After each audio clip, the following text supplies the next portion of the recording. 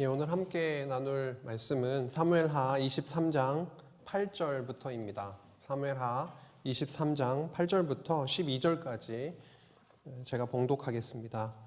다윗의 용사들의 이름은 이러하니라. 다그몬 사람 요셉 바세벳이라고도 하고 에센 사람 아디노라고도 하는 자는 군 지휘관의 두목이라. 그가 단번에 800명을 쳐 죽였더라.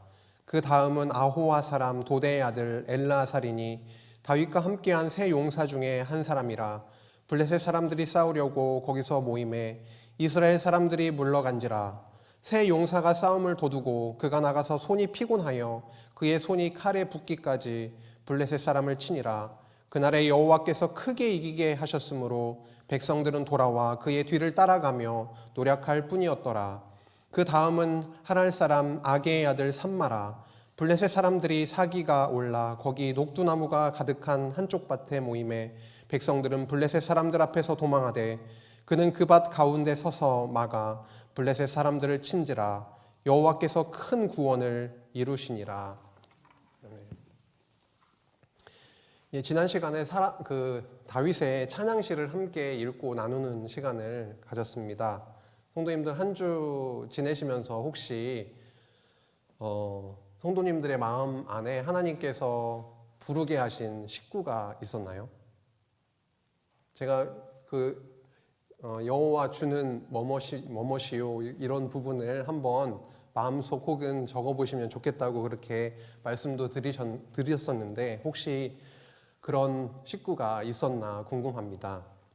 저도 몇 자 한번 적어봤거든요. 주는 나의 친구이시요 나의 카운셀러이시요 나의 내비게이션이요 나의 주인이시요 나의 의지할 자이시요 나의 모든 것 되십니다. 네, 그렇게 한번 적어봤습니다. 성도님들도 다 일주일 동안의 삶 속에서 주는 나의 무엇이십니다 이렇게 마음으로 그렇게 고백한 부분이 분명히 있으실 텐데요. 앞으로 인생을 더 살아나가다 보면은 더 풍성한 찬양의 식구로 채워지리라고 그렇게 생각이 듭니다. 그런데 그 한 구절이 채워질 때마다 분명히 오르막길과 내리막길이 분명히 있을 것이다라고 하는 그런 생각이 또 듭니다. 다윗의 생애에는 정말 시련과 고난이 많았죠. 그런데 찬양의 소재가 켜켜이 쌓여가는 그런 시간, 그런 과정이었습니다. 은혜가 되는 찬양을 짓고 부르는 찬양 사역자들이 좀 있습니다.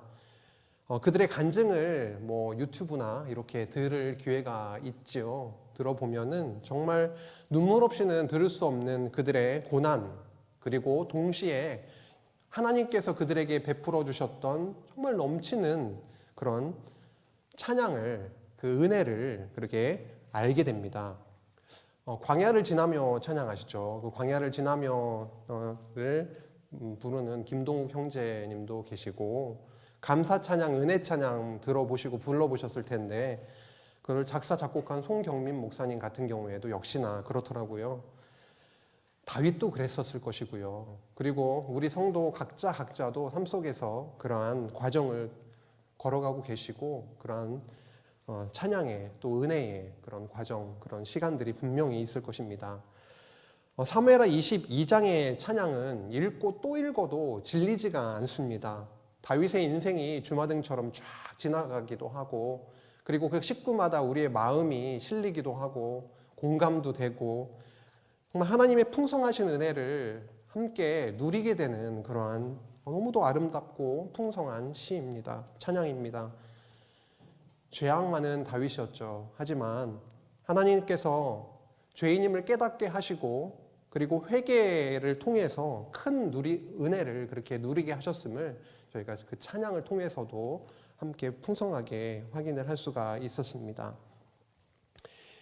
23장 1절에서 7절까지 다윗은 자신의 마지막 말이라고 그렇게 23장 1절에 보면은 말하면서 여호와께서 세우신 영원한 언약에 대해서 말하고 그 언약을 분명히 성취해 주실 것이다 라는 것을 노래한 바가 있습니다. 이것을 먼저 보여드렸어야 되는데 이렇게 여호와는 나의 무엇이요 라고 하는 찬양을 했었고 이 찬양, 이 네모칸 안에 우리 성도님의 우리 성도들의 찬양이 그 식구들이 다 채워질 거라는 것을 한번 말씀드리고 싶었습니다. 23장 5절에 보면은 내 집이 하나님 앞에 이같이 아니하냐. 하나님이 나와 더불어 영원한 언약을 세우사 만사에 구비하고 견고하게 하셨으니 나의 모든 구원과 나의 모든 소원을 어찌 이루지 아니하시랴 라고 그렇게 노래했습니다. 하나님이 약속하신 것을 이루시기 위해서 만사에 구비하고 견고하게 하셨다라고 분명히 노래합니다. 언약을 들은 내가 무엇을 열심히 노력을 해서 그 언약을 이루는 것이 아니라 하나하나 하나님께서 필요할 때 시적절하게 채우시고 준비하시고 구비하시는 우리 너무도 성실하신 신실하신 하나님을 저희들은 배워가고 있습니다. 그 나라를 세우시고 견고하게 해주신 그 여호와 하나님을 마음껏 그렇게 찬양하고 있었던 그 다윗이었죠. 그런데 23장 6절에서 7절 그 다음으로 넘어가면은 사악한 자라고 하는 이렇게 사악한 자로 시작을 하고 있죠. 언약자손인 다윗을 대적했던 그런 사악한 자. 그 사악한 자는 무엇과 같다라고 말씀합니까? 가시와 같다라고 합니다. 가시와 같아서 불살라지리라 라고 7절에 그렇게 노래하고 있었죠. 여기서 중요한 것은 언약자손이냐 아니냐의 문제입니다. 인간 본성상 다윗도 굉장히 악하고 죄 많은 자였지만 그래서 불살라져서 가시와 같아서 불살라져도 아무 할 말, 항변할 수 있는 부분이 전혀 없는 자였지만 그러나 언약자손이었기 때문에 다윗은 언약자손이었기 때문에 그 언약을 통해서 넘치는 은혜와 복을 그렇게 누리게 되었다라고 하는 것이죠. 그래서 마음껏 그 하나님의 이름 여호와를 찬양하게 되었던 것입니다. 이제 23장 8절에서 24장까지 이제 여호와께서 다윗 왕국에 대한 교훈의 말씀을 이어나가게 되시는데요. 오늘 전반부 후반부가 있습니다. 23장 8절에서 끝절까지 다시 말해 23장과 그리고 24장을 통해서 23장은 다윗의 용사들에 대한 내용이 소개되고 있고 24장에서는 다윗의 인구조사에 대한 부분이 나오고 있습니다. 그래서 시험이라고 이렇게 표현을 하고 있죠. 그래서 승리를 통해서 그리고 인구조사라고 하는 그 범죄, 그 시험을 통해서 교훈해 나가시는 그 내용이 이어지고 있는데요. 먼저 승리를 통한 교훈의 내용을 함께 나누고자 합니다. 다윗 왕국의 건국 그리고 통치의 과정에서 그 다윗은요 이방 나라들과 많은 전쟁을 하게 되죠. 그래서 다윗은 이스라엘 주변 국가들하고 전쟁을 해서 승리의 승리를 이어갑니다. 어떤 나라들이었나요? 블레셋이 있었고 암몬, 모압, 에돔, 저 아래에 있는 아말렉, 저 위에 있는 아람 이런 나라들과 전쟁을 해서 승리를 하게 됩니다. 사무엘하 7장 11절에 보면은 너를 모든 원수에게서 벗어나게 해서 편히 쉬게 하리라 라고 언약하신 하나님께서 그 언약을 이루어 주신 거죠. 그래서 다윗이 어디로 가든지 승리하게 하시는 여호와를 저희들이 사무엘하 8장 6절이나 14절에서 앞서서 확인한 바가 있습니다. 본문을 저희가 살피기 전에 짚고 넘어가야 할 중요한 점이 있는데요. 그것은 뭐냐면 여호와께서 다윗으로 전쟁에 나아가서 승리하게 하시기 위해서 하게 하신 일이 있다라고 하는 건데 그게 뭐냐면 많은 용사들이 함께하게 하셨다라고 하는 겁니다. 다윗 혼자 나가서 싸웠을 때가 있었죠. 처음에 등장할 때 골리앗과 싸울 때는 혼자 나가가지고 막 이렇게 했죠. 근데 그 이후에는요 어때요? 다윗에게 용사들 사람들이 이렇게 오게 하셔서 모이게 하셔서 함께하게 하셨다라고 하는 점입니다.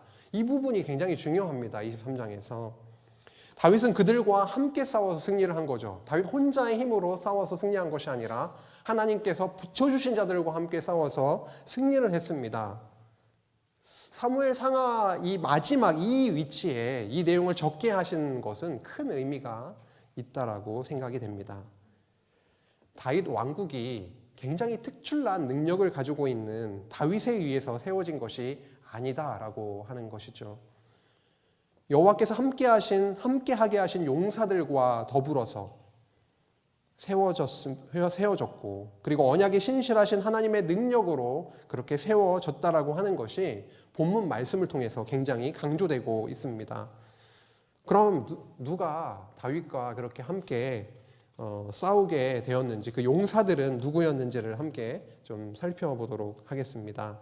8절에서 12절로 넘어가면 세 용사가 나옵니다. 세 명의 이름이 나오고 있지요.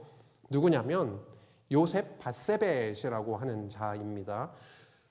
아디노라고도 불린다고 그렇게 적혀 있네요. 두 번째는 엘르아살이죠. 9절에서 10절까지. 그리고 삼마라고 하는 자가 등장이 되고 있는데, 그 중에서 엘르아살과 관련되어 있는 말씀, 사무엘하 23장 10절을 함께 읽어보시겠습니다. 23장 10절 함께 읽겠습니다. 시작.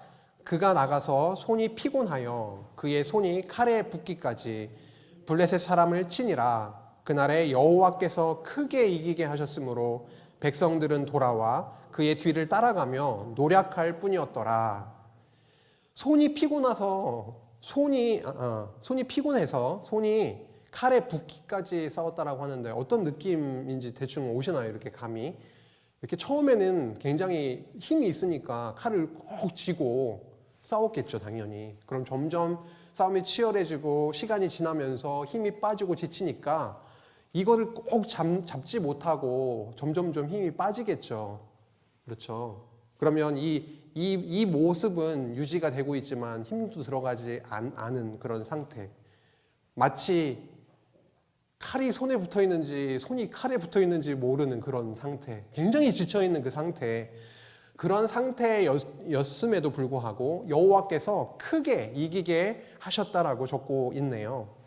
삼마와 관련되어 있는 내용이 11절에서 12절에 나오고 있는데요. 하랄 사람 아게의 아들 삼마. 11절 하반절에서 12절인데 제가 읽겠습니다. 백성들은 블레셋 사람들 앞에서 도망하되 그는 그 밭 가운데 서서 막아 블레셋 사람들을 친지라. 여기서도 강조되고 있는 게 있습니다. 여호와께서 큰 구원을 이루시니라. 엘라살이 능력이 많아서, 삼마가 능력이 많아서, 요셉 밧세벳이 능력이 많아서 큰 구원을 이루고 승리했다라고 하는 것이 아니라, 그들이 굉장히 막강했음에도 불구하고 본문에서 강조되고 있는 점은 그들의 능력이 아니라 이기게 하시고 큰 구원을 이루어내신 여호와께 집중하고 있다라고, 강조하고 있다라고 하는 것입니다. 새 용사 없는 다윗은 없었겠죠. 근데 여호와 없는 새 용사는 또한 없다라고 하는 것이죠.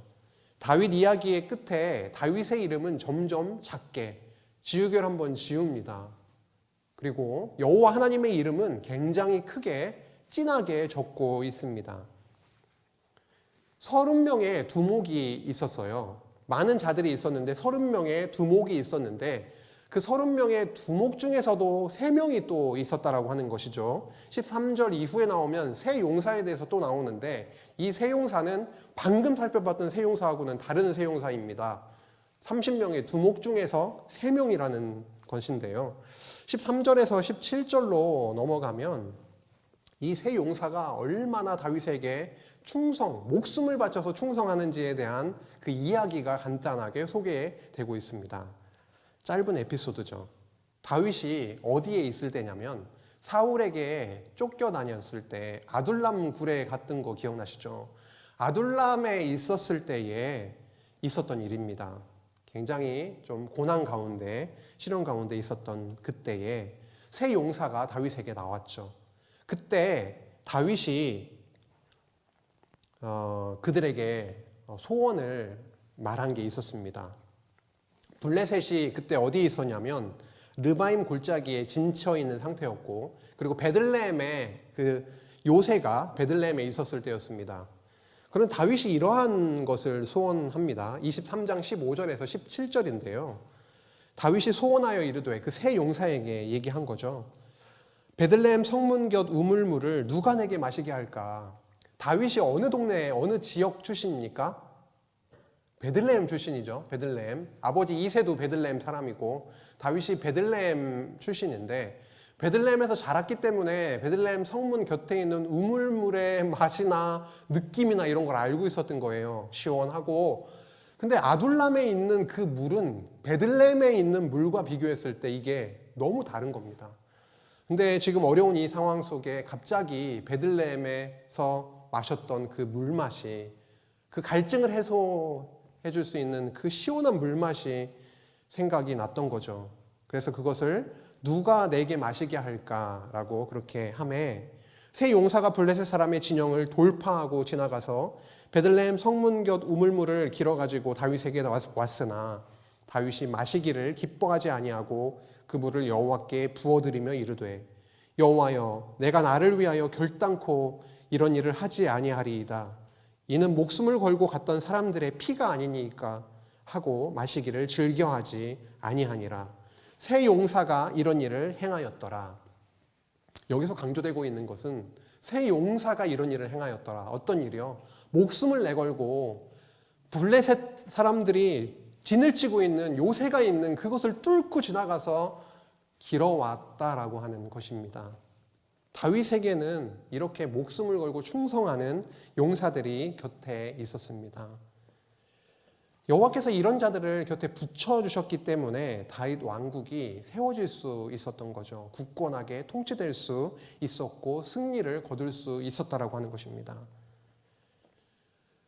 다윗이 사울에게 쫓겨 아둘람에 있었을 때 어떤 사람들이 몰려오기 시작했냐면 환난당한 자가 몰려오고 빚진 자들이 몰려오고 마음이 원통한 자들이 그에게 몰려왔죠. 그리고 그들 안에 충성된 용사들을 세워주셨고 다윗은 그들을 통해서 오히려 보호를 받고 그리고 다윗 왕국의 건설의 기틀을 그렇게 다지게 해주셨다라고 하는 사실입니다. 그 30두목들 중에 그 3명이 있는데 그 3명의 이름 중에서 2사람의 이름이 18절에서 23절에 나오고 있습니다. 한 명은 아비새고요. 또 한 명은 분하야입니다. 한 사람은 또 여기 기록되어 있지 않습니다. 정말 대단한 사람들이더군요.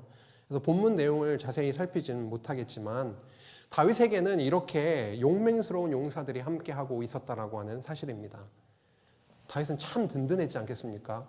오른팔, 왼팔 막 이렇게 있으니까 함께하는 지체들이 있다라고 하는 게 얼마나 든든한 겁니까? 나에게 어려운 일이 있을 때, 교회에 정말 어려운 일이 있을 때 나 혼자라면 그렇죠? 너무 힘들 텐데 함께 동고동락하고 함께 울어줄 수 있고 함께 애쓰고 수고할 수 있는 그 지체들이 동역자들이 옆에 있다라고 하는 것은 너무 큰 든든함이 아닐까요? 어려운 중에 함께하고 있었던 다윗과 함께하고 있었던 자들이 그렇게 있었다라고 하는 것입니다. 다음으로 다윗의 30 용사들의 이름들이 엄청나게 다 기록이 되고 있는 내용이 24절에서 39절까지 그렇게 쭉 나열이 되고 있습니다. 어느 지역 출신의 이름은 누구다 이렇게 하면서 성경을 보시면은 쭉 나오고 있죠. 제가 다 헤아려 보니까 이렇게 31명이더라고요. 30용사라고 적혀 있는데 실제로는 세어보면 31명입니다. 물론 이런저런 해석의 경우들이 있지만 그것이 지금 중요한 건 아니어서 이렇게 많은 자들을 다윗의 곁에 두셨다. 이게 정말 핵심이거든요, 지금. 그래서 익숙한 인물도 있더라고요. 누가 익숙하십니까? 아사헬. 이렇게 되게 익숙하죠. 익숙한데 대부분이 저희가 잘 못 봤던 이름들 아닙니까? 맞아요. 거기가 지금 사무엘 상하를 1장부터 23장, 24장 끝까지 오면서 듣도 보도 못한 사람들의 이름이 여기 적혀 있다라고 하는 겁니다. 그런데 이 사람들의 이름이 사무엘 상하 본문에 적혀 있지 않다 하더라도 확실한 것은 무엇이냐면 이들 모두가 다윗 왕국이 세워지는 데 있어서 다윗과 함께 하나같이 수고한 자들이었다라고 하는 것입니다. 그래서 이 명단에 아주 자세하게 어느 지역 출신에 누가 함께했다. 이 자들이 바로 다윗과 함께 전쟁을 치르고 나라를 세우게 되는 그러한 두목들이었다라고 하는 것을 밝히고 있는 거죠. 그리고 명단에 보니까 특이할 만한 상황이 또 보입니다. 이방인도 포함되어 있다라고 하는 것이죠. 37절 보시면은 암몬 사람 셀렉 이렇게 되어 있죠. 이방인까지도 포함되어 있다라고 하는 것이고 39절에는 햇사람 우리야. 우리가 정말 잘 알고 있는 우리야죠. 그래서 39절 햇사람도 이방 민족이죠. 그리고 다윗이 전쟁터에서 죽게 한 우리아의 이름을 가장 마지막 절 39절에 이렇게 적고 있는 것은 어떤 효과가 있는 것이냐면 우리아라고 하는 이름을 딱 봤을 때 다윗의 범죄함이 당연히 떠오르게 되는 겁니다. 그래서 이 범죄함이 떠오름으로 인해서 그리고 많은 사람들이 함께 하였다라고 하는 것을 이렇게 계속 처음부터 끝절까지 적음으로 인해서 무엇이 강조되고 있는 것이냐면 다윗 왕국이 다윗의 힘으로 세워진 것이 아니다. 여호와께서 함께하게 하신 자들을 통해서 세워진 것이다. 그리고 다윗이 이렇게 우리아를 죽게 하는 밧세바를 범했던 큰 죄악이 있었던 아까 가시와도 같아서 불에 타도 할 말이 없던 그런 다윗이었음에도 불구하고 하나님의 은혜로 이렇게 지금까지 오게 하셨다라고 하는 것을 강조하고 있는 것이죠. 이렇게 사무엘하 23장은요. 다윗 왕국이 이렇게 세워지고 통치되는 과정에서 다윗과 함께하게 하셨던 용사들에 대해서 아주 소상하게 소개하고 있습니다. 그렇다면 이 말씀을 통해서 깨닫게 되는 바는 무엇일까요? 사람들의 이름을 많이 저희들이 보게 되었는데 용사들의 이름을 보게 되었는데요. 이미 언급한 부분이기도 하지만 그것은 다윗 왕국이 다윗 혼자의 힘으로 이룬 것이 아니라 함께 하게 하신 동역자들과 함께 그리고 언약대로 여호와께서 이루셨다라고 하는 것입니다. 이와 더불어서 하나님 나라를 위해서 함께 힘쓰고 수고하는 동역자들 한 사람 한 사람이 귀함을 알려주고 있습니다. 하나님의 나라는 하나님께서 부르신 다양한 색깔을 가진 사람들이 그리스도 안에 어우러지고 하나 되고 세워져서 누리게 되는 신령한 나라임을 깨닫게 하십니다. 우리 교회도 하나님이 세우셨습니다. 인간 특정한 누가 세운 것이 아니라 하나님이 세우셨습니다. 그리고 우리 지체들을 통해서 일해 가십니다. 함께 울고 웃고 사랑하면서 말이죠. 저희 교회가 어려움을 이렇게 겪어오면서 지금껏 생각해보면 옆에 있었던 지체들이 있었기 때문에 지금이 있는 거구나. 내가 무언가를 열심히 해서 잘해서 지금 우리 교회가 지금까지 왔구나가 아니라 나를 포함해 얼마나 감사해요. 우리를 하나님의 이렇게 도구로 그렇게 삼아주신 것이 얼마나 감사합니까? 그런데 나 혼자가 아니라 내 옆에 다윗 옆에 많은 용사들을 붙여주셔서 하나님의 능력으로 다윗 왕국을 세우셨던 것처럼 우리 교회도 우리 가정도 하나님께서 주신 그 동역자들과 함께 동고동락하며 이루어 나가게 하시는 세워가게 하시는 그 교회 그 의미를 저희들에게 또 알려주십니다. 어느덧 이제 사무엘서의 마지막 장에 이렇게 이르게 됐네요. 사무엘 상하의 마지막이니까요. 뭔가 어떤 기대가 있게 되냐면 되게 아름다운 피날레를 이렇게 좀 기대하게 되는데 다윗의 범죄 내용이 나온다라고 하는 것입니다.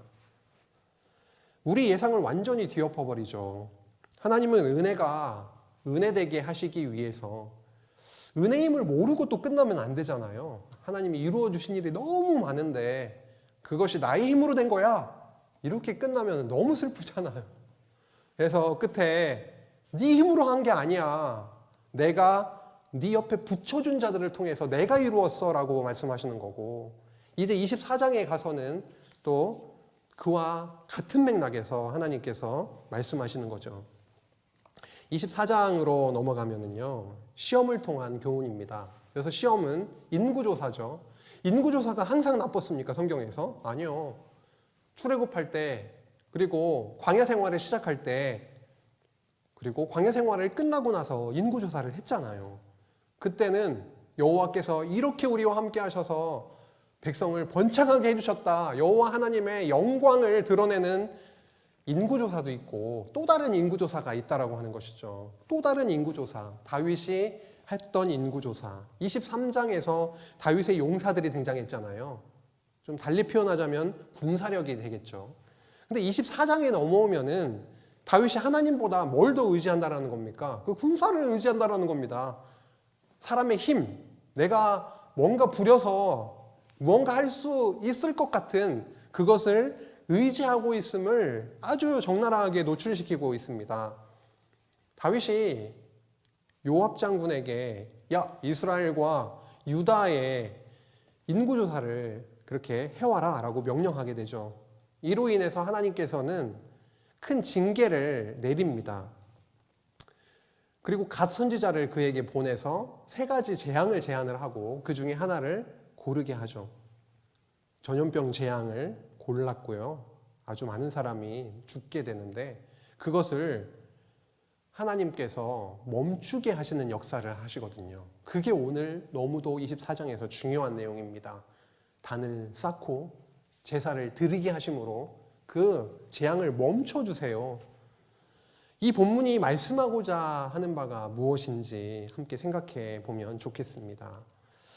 여호와께서 다윗으로 인구조사를 하게 하시는 내용인데요. 일단 24장 1절에서 3절 말씀을 함께 보시겠습니다. 여호와께서 다시 이스라엘을 향하여 진노하사 그들을 치시려고 다윗을 격동시키사. 참 신기한 말씀이 나오고 있습니다. 인구조사를 다윗이 혼자 판단해서 이렇게 했다라고 적고 있질 않아요.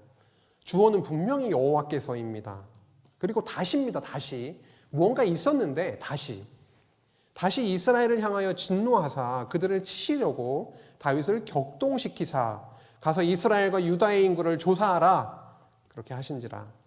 이에 왕이 이 곁에 있는 군사령관 요압에게 이르되 너는 이스라엘 모든 지파 가운데로 다니며 이제 단에서 부엘세바까지 인구를 조사하여 백성의 수를 내게 보고하라 하니 요압이 왕께 이르되 아뢰되 이 백성이 얼마든지 왕의 하나님 여호와께 100배나 더하게 하사 내 주 왕의 눈으로 보게 하시기를 원하나이다.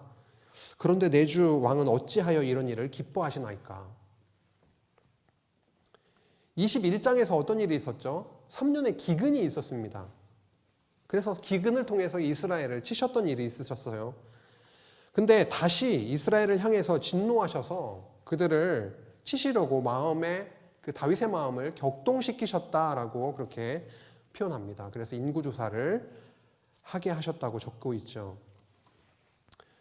하나님이 우리의 마음 가운데 어떠한 마음을 주셔가지고 한번 휘휘 저으시면 어떻게 됩니까? 그거를 빠져나가거나 이길 수 있는 사람이 있습니까? 마음의 파도가 일기 시작하면은 그거 걷잡을 수가 없잖아요. 거친 파도를 예수님처럼 바다에 잔잔하라. 그렇게 잔잔하게 하는 그리스도께서 우리 마음을 장악하시기 전에는 그 파도가 일어난 우리의 마음을 걷잡을 수가 없는 거예요. 바울이 아니죠. 다윗이 지금 그랬다는 겁니다. 다윗의 명령을 요압이 받고 의아해 합니다. 그런데 내 주 왕은 어찌하여 이런 일을 기뻐하십니까?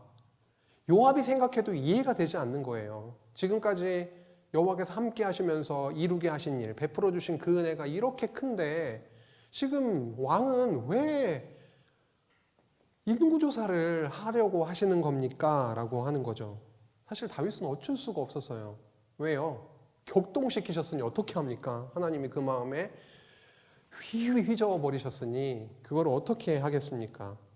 이미 악한 마음이 발동이 됐고 그것이 인구조사 해와라 이렇게 표현이 돼버린 것입니다. 다윗은 요압과 군대 사령관들을 재촉했다라고 4절에 밝히고 있습니다. 그렇죠? 급한 마음이 생긴 겁니다. 이거 빨리 지금 해야 되는데 빨리 싸움에 나갈 만한 그 백성의 수가 알고 싶어서 미칠 지경이 된 겁니다. 요압과 사령관들은 온 이스라엘을 돌고 돕니다. 단에서 부엘세바라고 하면 온 이스라엘을 얘기를 하잖아요. 그렇죠? 저 단에서 저 아래 부엘세바까지니까. 그래서 온 이스라엘을 돌고 돌면서 9개월 20일 만에 그 인구조사를 마치고 예루살렘으로 복귀해서 보고합니다. 이렇게 보고를 하죠. 9절에 보면 칼을 빼는 자, 빼는 담대한 자 이렇게 나오고 있습니다. 이게 아주 결정적인 힌트가 되는 거죠. 그냥 뭐 인구조사가 아니라 칼을 빼는 담대한 자, 전쟁에 나가서 싸울 수 있는 그 남자의 수를 헤아려오라고 한 거죠. 군사력을 의지했다라고 하는 확실한 증거가 되는 것입니다. 이스라엘은 80만 명이 있었습니다. 유다에는 50만 명이 있었습니다. 도합 130만 명이 되는 거죠. 가나안 땅에 들어올 때 40년 광야 생활을 마치고 가나안 땅에 진입할 때 60만 명이었으니까 배 이상이 불어난 상태. 그냥 세지 않아도 여호와께서 많은 사람들을 나에게 주셨다라고 하는 건 감으로 알 수가 있었을 겁니다. 들어왔을 때보다 엄청나는 강해졌다. 그런데 그 수를 알고 싶은 거예요. 근데 이 일, 수를 세는 일을 우리가 참 잘하잖아요. 저만 잘하나 모르겠습니다. 저 잘하거든요. 잘 생각해보고 막 이런 거 따져보고 좀 덜렁거리긴 하는데 그래도 그런 건 따져보고 그러잖아요, 사람이. 그래서 하나님을 제껴둡니다. 완전 제쳐두고 내가 할 수 있는 것을 따져보기 시작을 하는 거죠. 문제가 딱 발생이 됐을 때 아이고 하나님 이런 문제를 저에게 주셨군요. 지금 제가 어떻게 해야 될까요? 왜 저한테 이러한 일을 주셨습니까? 하나님께 좀 기도하고 먼저 하나님께 나아가기보다는 어떻게 합니까? 내가 나름 해결책을 한번 찾아보려고 먼저 이렇게 두뇌를 풀 가동하죠. 풀 가동합니다. 그러다가 도저히 내가 할 수 없는 그 상태에 가서야 하나님 제가 해보려고 했는데 안 됩니다. 이렇게 가는 거잖아요. 참 우리가 너무 잘하는 일입니다. 다윗만이 아니라 저희도 이렇게 수를 세는 일, 셈을 해보는 일, 계산기를 두드려 보는 일 너무 잘하는 일이죠. 근데 하나님은 이 일을 엄청 싫어하시거든요. 하나님은 우리에게 너는 내 아들이라 너는 나의 자녀다 이렇게 해버리셨는데 아버지를 경외하지 않아요. 의지하지 않아요. 이런 것을 너무도 싫어하시는 거죠. 사랑하는 자녀가 잘못된 길로 가고 있을 때 네 인생이니까 네가 알아서 살아라 이렇게 하는 부모는 없습니다. 저도 아들이 셋인데 물론 엄마의 사랑이 더 큰 거는 제가 인정을 하는데 저도 아빠다 보니까 아버지다 보니까 자녀가 좀 엇나가거나 좀 제 눈에 차지 않을 때 그것도 이제 저희 욕심이긴 하지만 뭔가 선을 넘을 때 그냥 놔두지 않잖아요. 타이르거나 아니면 때려서라도 그렇게 바로 잡으려고 하지 않습니까? 하물며 언약 자손을 사랑하시는 그 여호와 하나님이 그냥 두시겠냐라고 하는 거죠. 다윗을 절대 그냥 두시지 않더라고요. 사랑의 회초리 그 징계를 내리십니다. 갓 선지자를 통해서 다윗에게 재앙을 이러이러한 재앙 중에 하나 골라라 이렇게 하시는 거죠.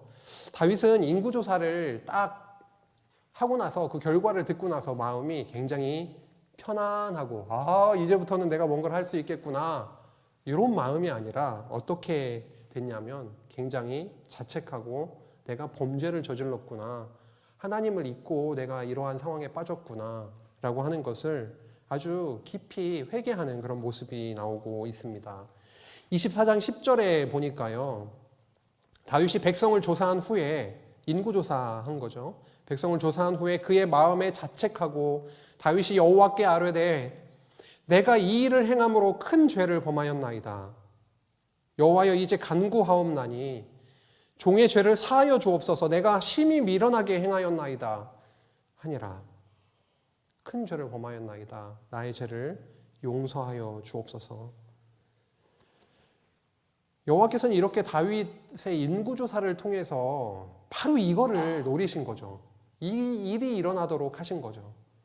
다윗의 힘으로 세운 나라도 아니고 너의 선함으로 너의 의로 내가 너에게 세워준 나라가 아니라 불의함에도 죄인임에도 바로 내가 은혜로 세워준 나라다라고 하는 것을 은혜를 구하는 거잖아요. 하나님 제가 너무 죄를 범죄했습니다.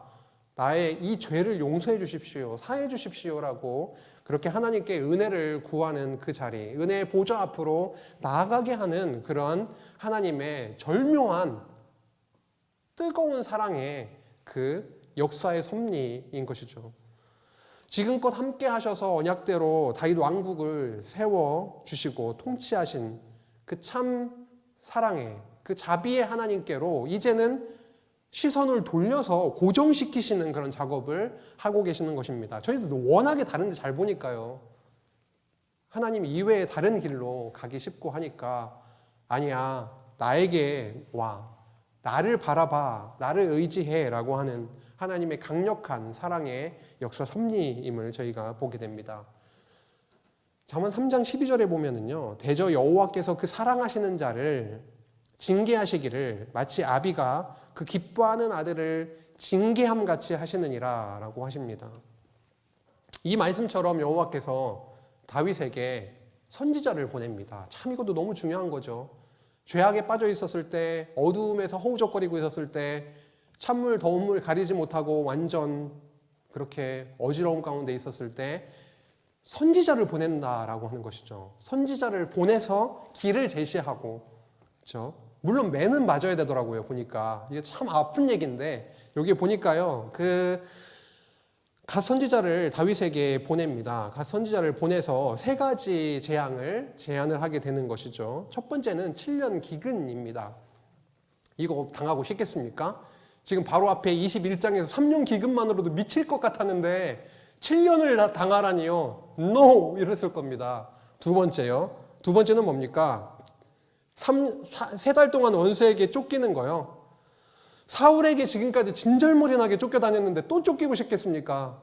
이것도 NO! 이렇게 돼버리는 겁니다. 세 번째요. 3일 동안의 전염병. 좀 고민이 되긴 했겠죠. 이거는 이제 본인이 고통을 당하는 게 아니라 이게 백성들이 고통을 당해야 되는 거 바보가 아닌 이상 알았을 거고 좀 고민은 됐겠지만 이제 선택을 하게 되는 거죠. 선택을 하게 되는 겁니다. 다윗은 사람의 손이 아니라 차라리 매를 맞으면 하나님한테 맞는 게 낫다 이런 생각을 했던가 봐요. 여호와의 손에 의해서 징계받기를 원했습니다. 그래서 3일 전염병을 선택을 하게 되죠. 근데 그 결과가 너무도 정말 대단했습니다.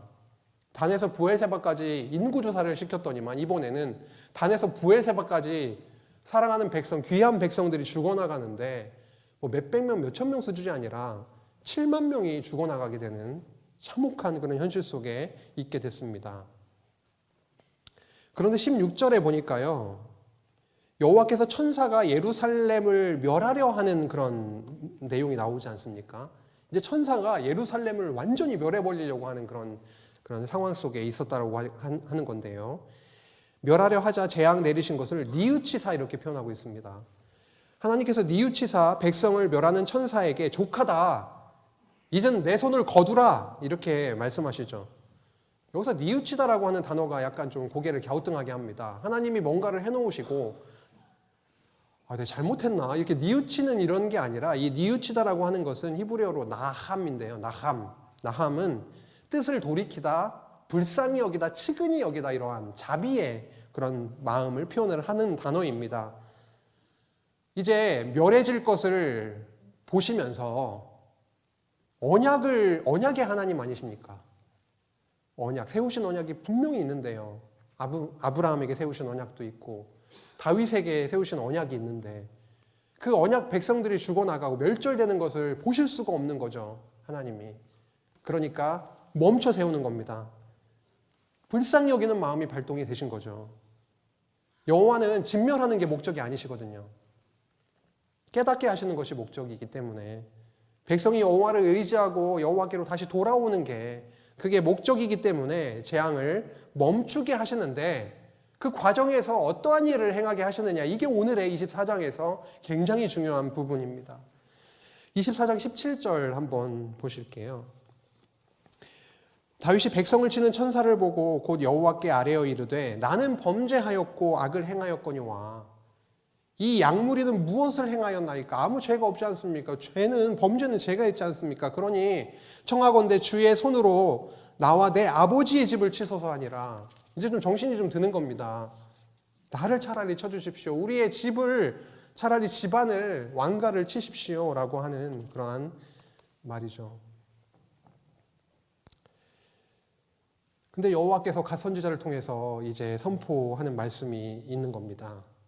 이러한 상황 속에서 다윗은 마음이 어떻겠어요? 내가 차라리 죽으면 좋겠는데, 이제 죄인인 거를 고백을 하고 있고 회개의 그런 상황 속에 있는 거니까요.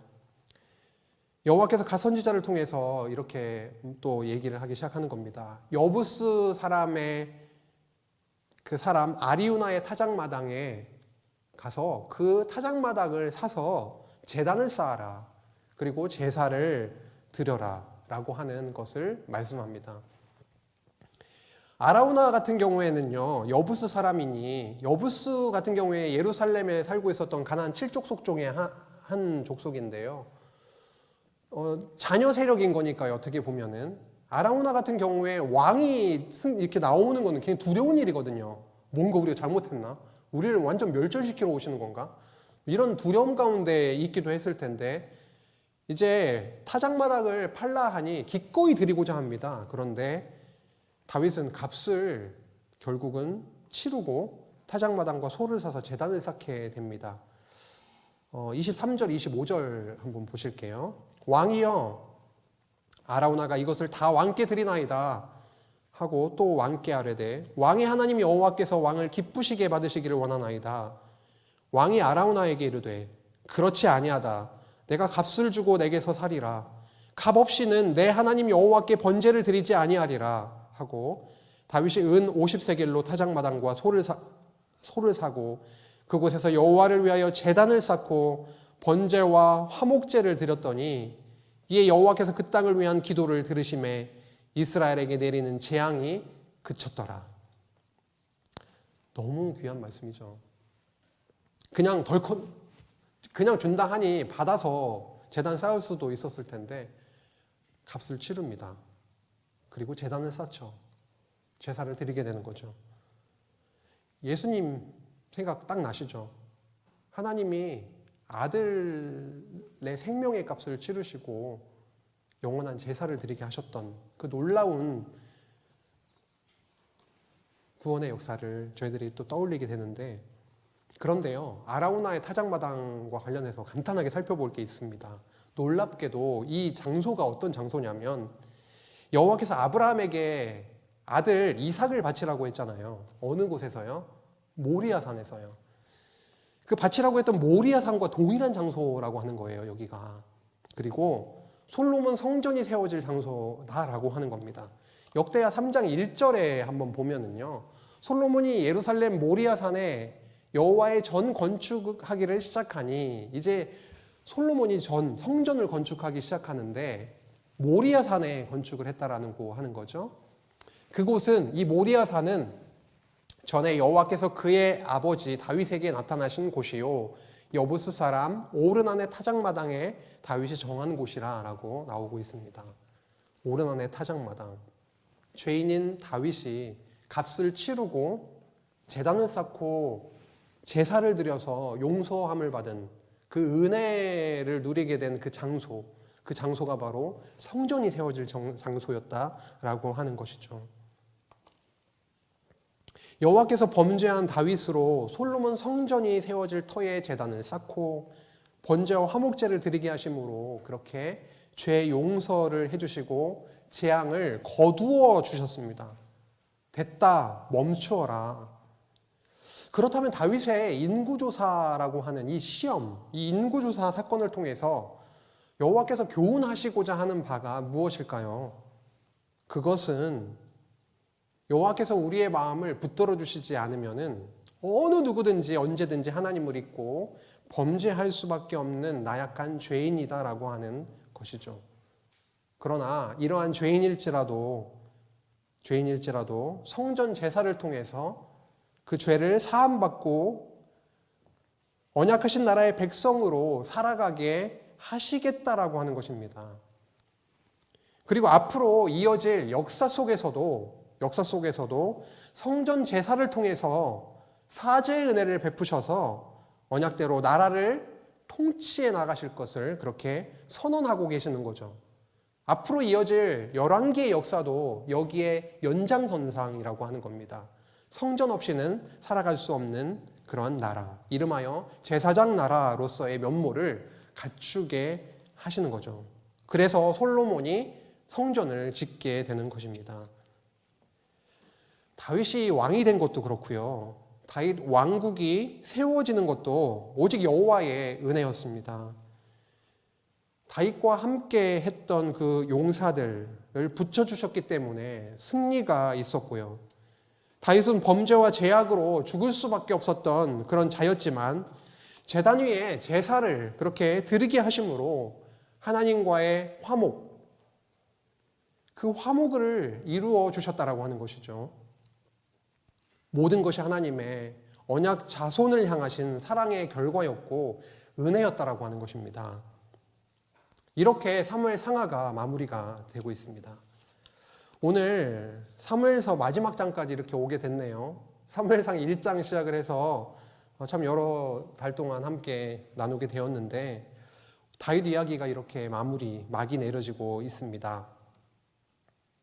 여호와는 아브라함에게 세우신 그 언약에 관한 하나님 나라에 관한 그 언약대로, 그리고 다윗에게 세우신 그 영원한 언약, 그 다윗 언약대로 다윗 왕국을 세워주셨어요. 근데 그 과정에서는 시련도 많고 고난도 많고 범죄, 비극 이러한 내용, 그런 과정들을 주셨죠. 그렇지만 여호와께서 기름 부어서 세우신 그 왕에게 큰 구원과 인자를 베풀어 주심으로 풍성한 찬양이 터지게 하셨다라고 하는 것 최근에 확인했습니다. 이렇게 찬양으로 사무엘서가 끝마쳐도 너무 퍼펙트하지 않나요? 너무 좀 깔끔하고 그럴 텐데 하나님은 23장 다윗과 함께한 용사들의 이야기를 덧붙이시고 24장 인구조사를 행하는 그런 범죄의 이야기를 덧붙이심을 통해서 다시 한번 다윗 왕국이 다윗 너의 의로 너의 힘으로 그렇게 세운 것이 아니라 여호와 하나님의 은혜로 힘으로 그렇게 세워진 것이다 라고 하는 것을 교훈해 주시고 있는 것입니다. 언약의 신실하심에 대해서 아주 강조하고 있는 것이죠. 다윗의 이름은 자꾸 지우개로 지우십니다. 여호와의 이름은 펜으로 엄청 진하게 쓰시는 거예요. 성전이 세워질 그 터에 다윗이 제단을 쌓고 제사를 통해서 죄사함을 받고 그 전염병이 멈추게 된 사건은 정말 복음 중에 복음입니다. 생각해보면 저도 그렇고 우리가 다윗보다 더하면 더했지 덜하지 않은 그런 죄인들임에 너무도 분명합니다. 우리는 멸절당에 마땅한 자였습니다. 그러나 그리스도께서 우리를 대신해서 십자가에 매달려서 드리신 그 영원한 속죄의 제사로 말미암아 우리는 영원한 사망이 아니라 영원한 생명을 누리게 되었죠. 오늘까지 그 은혜로 살았고 그 은혜의 자리에 지금 저희들이 앉아 있습니다.